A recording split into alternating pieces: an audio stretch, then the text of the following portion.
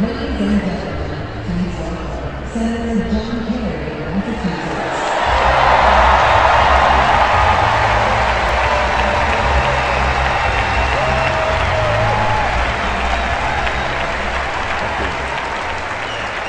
Thank you. Thank you.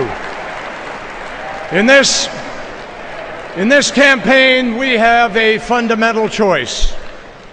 Will we protect our country and our allies, advance our interests and our deals, do battle where we must, and make peace where we can? Or will we entrust our place in the world to someone who just hasn't learned the lessons of the last decade? We've all learned.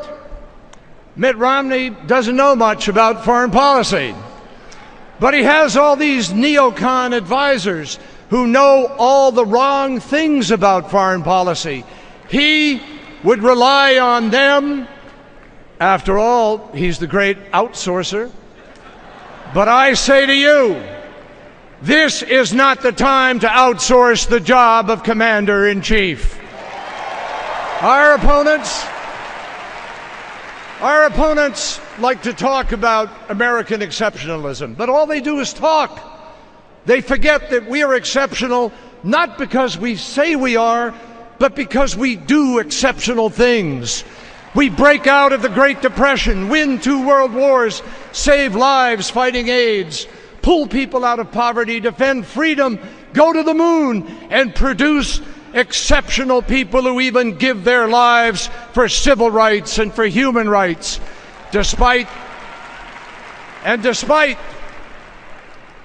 what you heard in Tampa, an exceptional country does care about the rise of the oceans and the future of the planet. That is a responsibility. That is a responsibility from the scriptures, and that too is a responsibility of the leader of the free world. The only thing exceptional about today's Republicans is that, almost without exception, they oppose everything that has made America exceptional in the first place. An exceptional nation demands exceptional leadership. It demands the leadership of an exceptional president. And my fellow Americans, that president is Barack Obama. Now just measure the disaster and disarray that he inherited. A war of choice in Iraq had become a war without end, and a war of necessity in Afghanistan had become a war of neglect. Our alliances were shredded. Our moral authority was in tatters. America was isolated in the world. Our military was stretched to the breaking point. Iran marching towards a nuclear weapon unchecked, and Osama bin Laden was still plotting. It took President Obama to make America lead like America again. It took President Obama to restore our moral authority. It took President Obama to ban torture. The president understands that our values don't limit our power, they magnify it. He showed that global leadership is a strategic imperative for America, not a favor that we do to other countries. And President Obama kept his promises. He promised to end the war in Iraq, and he has, and our heroes have come home. He promised to end the war in Afghanistan responsibly, and he is, and our heroes are coming home. He promised to focus like a laser on Al-Qaeda, and he has. And our forces have eliminated more of its leadership in the last 3 years than in all the 8 years that came before. And after more than 10 years without justice for thousands of Americans murdered on 9/11, after Mitt Romney said it would be naive to go into Pakistan to pursue the terrorists, it took President Obama, against the advice of many, to give that order and finally rid this earth of Osama bin Laden.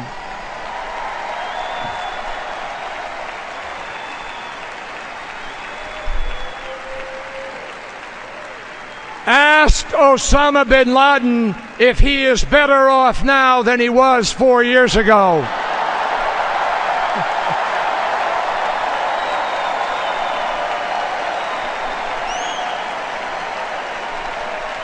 Barack Obama promised always to stand with Israel, to tighten sanctions on Iran, and take nothing off the table.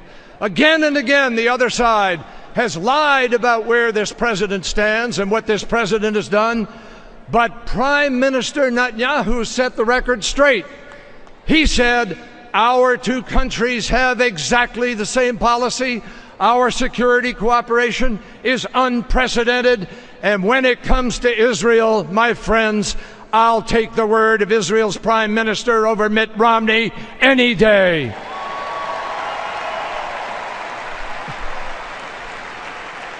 President Obama promised to work with Russia to reduce the threat of nuclear weapons and signed an historic treaty that does just that. He promised to lock down nuclear materials around the world, and he has done just that. He refused to accept the false choice between force without diplomacy and diplomacy without force. When a brutal dictator promised to hunt down and kill his own people like rats, President Obama enlisted our allies, built the coalition, shared the burden, so that today, without a single American casualty, Muammar Gaddafi is gone and the people of Libya are free. So, on one side of this campaign, we have a president who has made America lead like America again. And what is there on the other side? An extreme and expedient candidate who lacks the judgment and the vision so vital for the Oval Office, the most inexperienced foreign policy twosome to run for president and vice president in decades. You know, it isn't fair. It isn't fair to say that Mitt Romney doesn't have a position on Afghanistan. He has every position. He was against setting a date for withdrawal. Then he said it was right. And then he left the impression that maybe it was wrong to leave this soon. He said it was tragic to leave Iraq. And then he said it was fine. He said we should have intervened in Libya sooner. Then he ran down a hallway to run away from the reporters who were asking questions. Then he said the intervention was too aggressive. And then he said the world was a better place because the intervention succeeded. Talk about being for it before you were against it.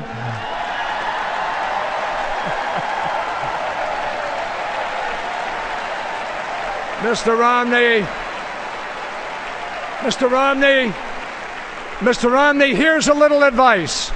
Before you debate Barack Obama on foreign policy, you better finish the debate with yourself.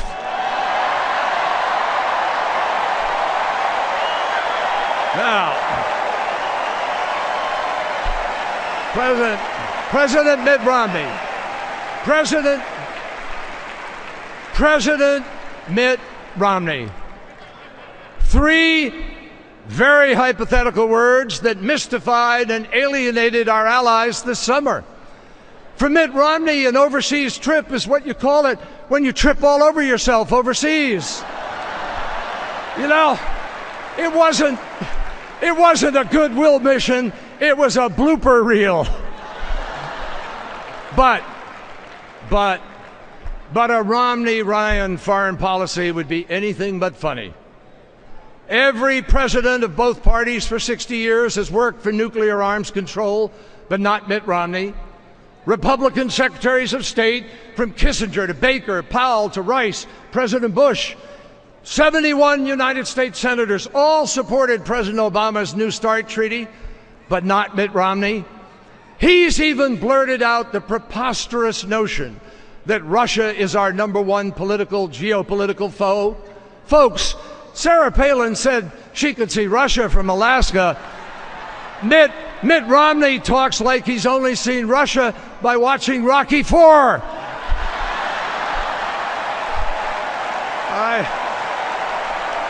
I tell you. So here's the choice. Here's the choice in 2012.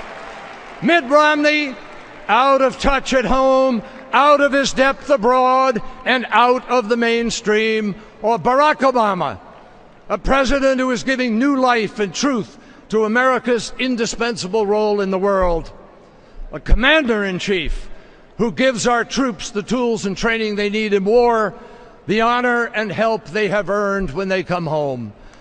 A man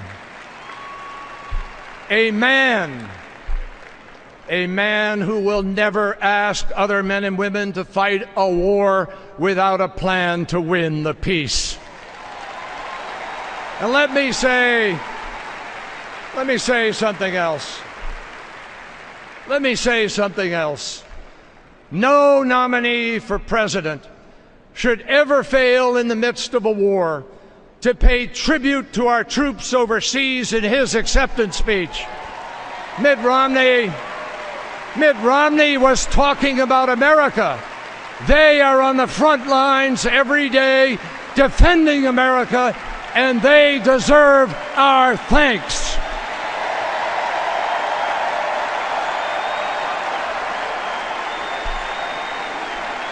Thank you. Now, some of us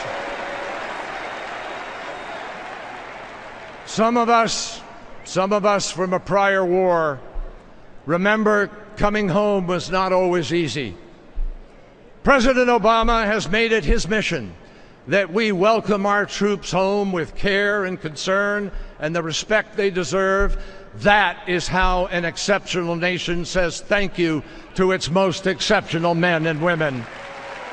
Mitt Romney says he believes in America and that he will restore American exceptionalism. I have news for him. We already have an exceptional American as president, and we believe in Barack Obama. Thank you, and God bless America.